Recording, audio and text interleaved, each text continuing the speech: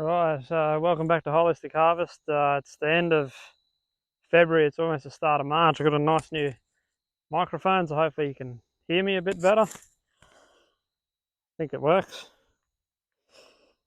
And we're just planning out these, what are these ones? These are snow peas.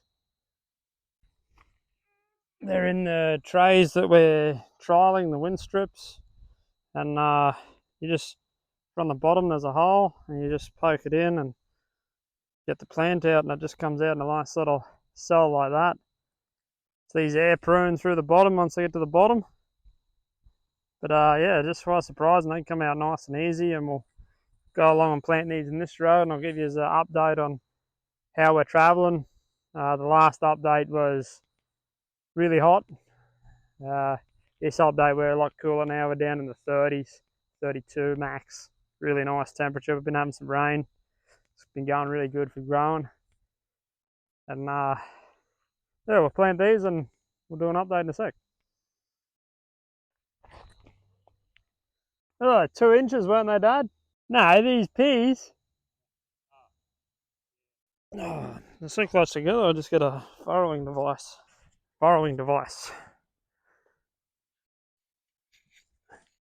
Now I got a nice furrow, I'll just go along and drop them in every 2 inches. Pretty sure is what it was. That one's planted itself. Oh no, what's that one? Just noticed that I've got a bit further down this row, 72 plants these are, and I think so that makes 154 for 2 trays. So I think a little bit further apart than 2 inches what we're going to do. We'll always come back and just fill in the gaps. Well, as I'm going, I'm just thinking we got some cup tray things we use, and these are just as easy as a soil block. They come out of the container really nicely. Just push them through at the bottom with your finger. They're a nice rigid tray though. So here in Australia, these wind strips are pretty expensive. About $10 each, $10.95 or something like that. So we bought 10 to have a shot. But yeah, I feel as though they're dearer than that. I'm pretty sure I paid $200 for them. But if they work, they last. Some other plastic flimsy trays only last a season. We only had them last a season last year anyway. It was no good for us. Well, as you guys that are long-term listeners will know, we've only been going for about a season at this place anyway. Some of these are actually going quite well. They've actually got a little climbing tendrils coming off of them. They're well and truly past needing to go in. They had a nice little root structure in these strays. Quite surprising, actually. Didn't know how they'd go.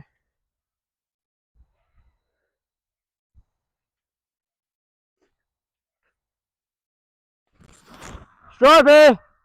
Come on!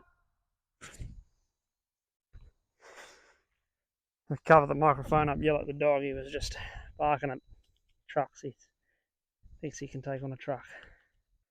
There you go. That's a transplant of those sugar snap peas. No, I think those ones are the other ones. Pea. We'll interplant on the side with some kales and some beetroots. I think this bed will get kale and the other bed will get silver beet because the beetroots aren't, sorry, not the beetroots, the broccolis aren't ready. I'll just give you a quick update of what we've been doing too. So you got this plot here.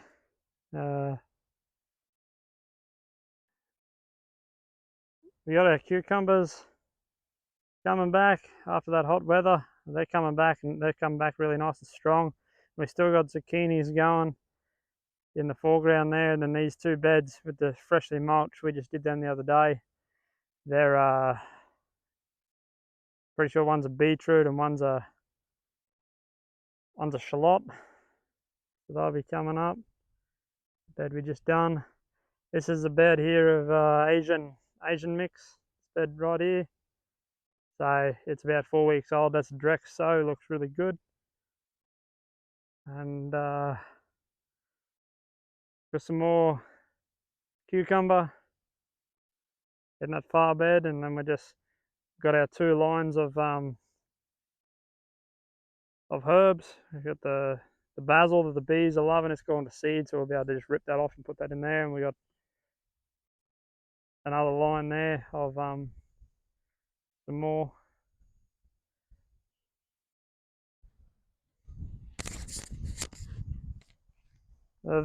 This bed here, as you remember, is the piggy bed where we had our pigs.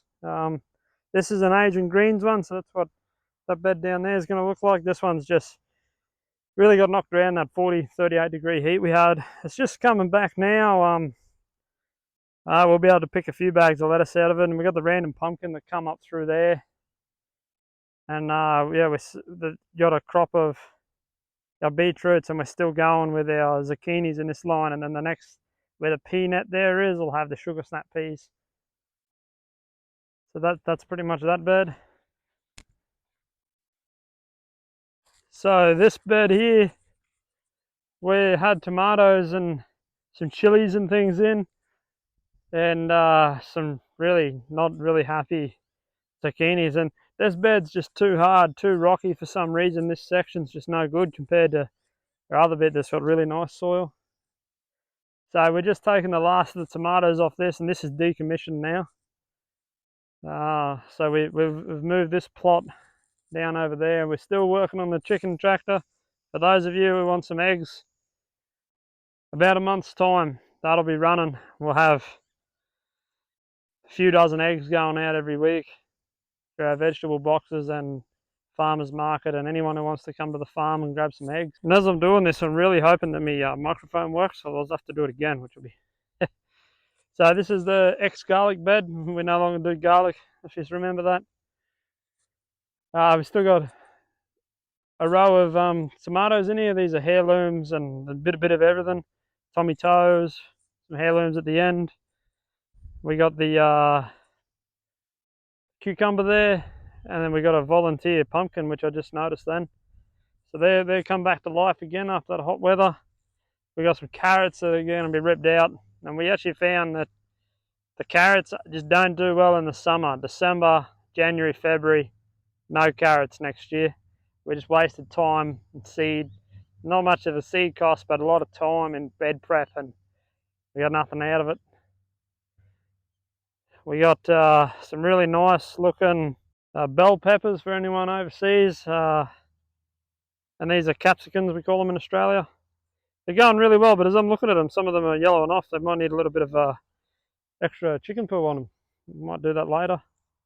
So we got like a half bed of adult ones, they're producing, and then we got some smaller ones. And then the bed next to it is another bed, and they're just seedlings. They're going well. Those plants will last 5 years, so they just stay there. We got more zucchini. We got another bed of tomatoes that you can see are on the ground. The trellis has been pulled out. They're done. And over in the far, we've got a couple of zucchini beds, 3 zucchini beds, some more tomatoes, and a couple of successions of beetroot. And then you can see the carrots. And we don't know about these carrots. We ripped up some carrots here, and they looked nematode-y. They were not good. All right, so these little plants here are rainbow chard or silver beet. And for anyone who has been watching, this bed here of these ginormous, these are to feed the dinosaurs, these ones, these ginormous zucchini. This bed was done, we did a video on how we flip beds. So this one was fully prepared. We actually had compost at the time, which was really good, and it just shows compost, a little bit of chicken manure, and like, look at the plants as compared to some of these other ones you see around. Maybe you can see those ones over there. It's not as good. This had the full works because that's what we had. You just look at it, it's huge. So I'll link that video in the show notes. You can see how we flip a bed. And that's the update of the garden. We're still expanding, where this is 50 rows. We're still expanding, there'll be 100 shortly. All right, so we didn't have any of the seedlings left, so we're just going to direct some beetroot with the Jang. And so this has got a 12-hole roller in it, and I've just corresponded it on the right gears. So gear 14 at the back and a 10 at the front, because that's all that came in my set. So it puts it at around about the 13, 14 centimetre across mark. Probably a bit tight. Probably would have liked a foot, so 30 centimetres, but hopefully they'll grow at different rates and we can pull the heads off the middle ones and just get side shoots while the other ones are growing. That's the idea. We'll see what happens. So we do some jang.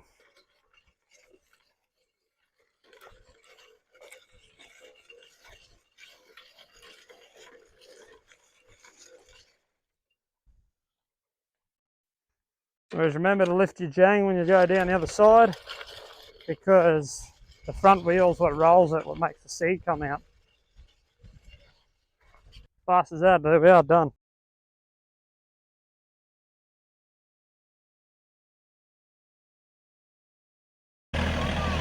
Yeah, Zeke from Holistic Harvester do a compost update today. So I just got Dad on the tractor and we just flipped this one here. It's sort of a Berkeley method. We just forgot a few times to turn it. It's starting to look really good. And I'm just adding a little bit of water to our compost before I put the cover on and put it to bed. It's pretty good. It's sort of like half broken down. This is just grass, weeds and just bits and pieces.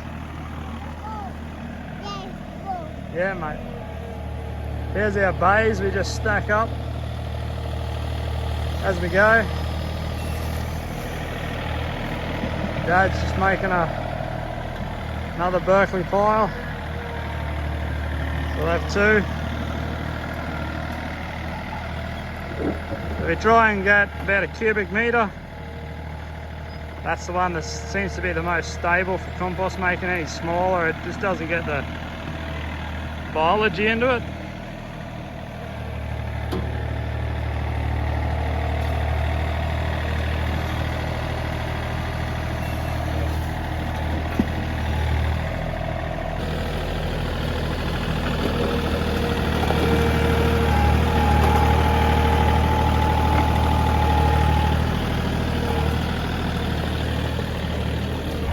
The piles actually look pretty similar. Broken down nicely in the bays that we've got. This whole idea. Well, there you go. There's a quick look at how we're doing our compost. I got to jump on the shovel now and get that last little bit that we can't flick up with the tractor. Talk to you later. Yeah, we got the seedling house in full swing. We now have the 4 tables in here. We used to have 2. So down the very back, we've still got that's our experiment of our storage onions. So those ones are an experiment because we want to try and get the plant as big as possible in the soil block or the seedling tray, whatever you're using. We're using soil blocks. So the idea is to get the plant as big as possible in the hope that you get a bigger plant. We'll see. We do have some direct sowed out just on the other side of this greenhouse here. So we'll be able to compare. These are the chilies that we saved. They'll go out maybe onto a swale. We're thinking in the new area we got a nutrient catching swale that'll catch any runoff nutrients. So we're thinking we'll put them on there as they last up to 5 years, no problems. And then we just got the succession. So we got the broccoli succession. These are the first, them ones. This is the next succession of kale. We just put some kale out. This is the next succession of the silver beet, so they'll go up with the peas as well. So they'll go out today, make some room for us. We got silver beet, broccoli, kale, and these ones are more sugar snap peas and peas. Snow peas. So everything's happening. That's just a little quick update of how we're traveling at the end of February. And when anything interesting happens, we'll let you know. And yeah, so thanks for watching, everyone. We're trying to do these updates every month-ish. Sometimes time gets away from us, but that's how it goes. But I'm also trying to capture the projects we're doing around the place. So I hope you've been enjoying the videos, and we'll talk to you next time.